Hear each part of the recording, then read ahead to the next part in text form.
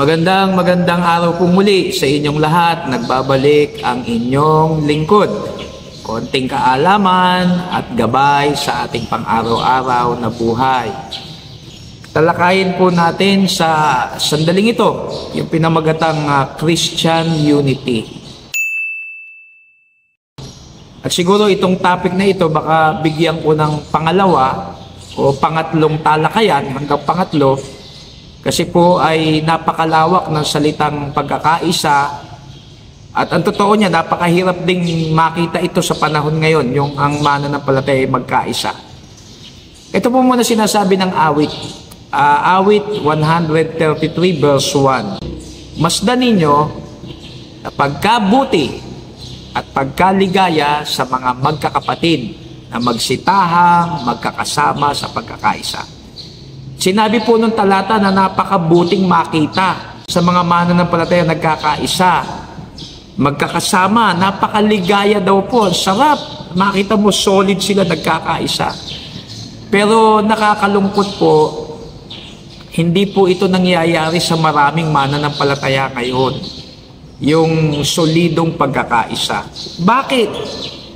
Either ang humahad lang ay merong pumapasok na personal agenda sa isang tao at dahil hindi masusunod yung personal agenda niya o maling motibo, meron siyang personal motive na gusto niyang mangyari, hindi siya makikiisa.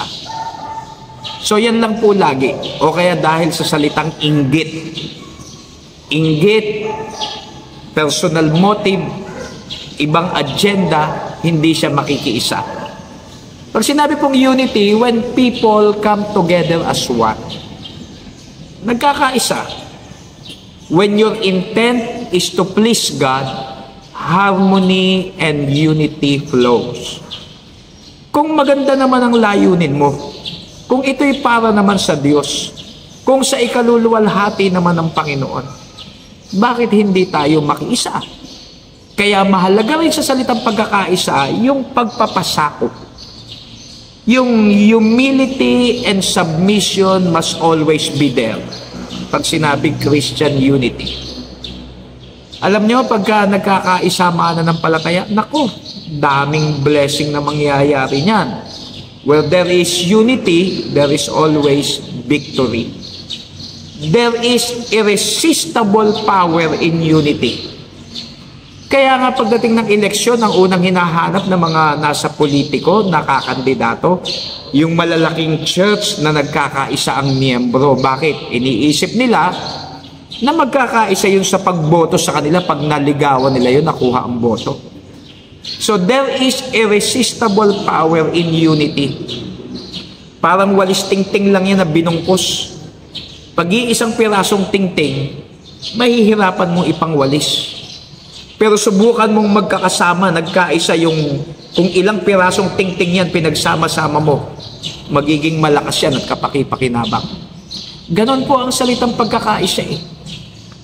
Kaya ito po, nakita ko lang sinabi ng isang pastor, the more true Christianity is divided, the more Satan and his allies rejoices.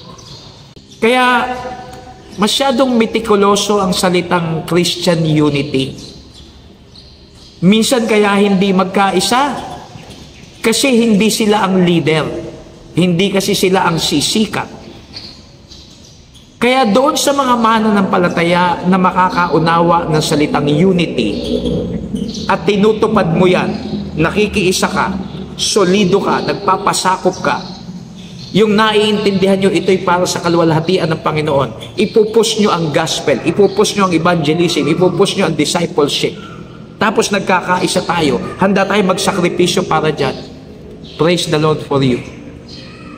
Kaya mga kapatid, I hope sa mga nakakaunawa at mas malalim sa Panginoon, mas pairali natin ang pagkakaisa sa ikaluluwalhati ng Panginoon. Ulitin ko po, tatalakay pa ako about unity, mga pangalawa hanggang pangatlo. For the meantime, hanggang dito lang muna po tayo. Ito po ang inyong lingkod, ang Peke Kano.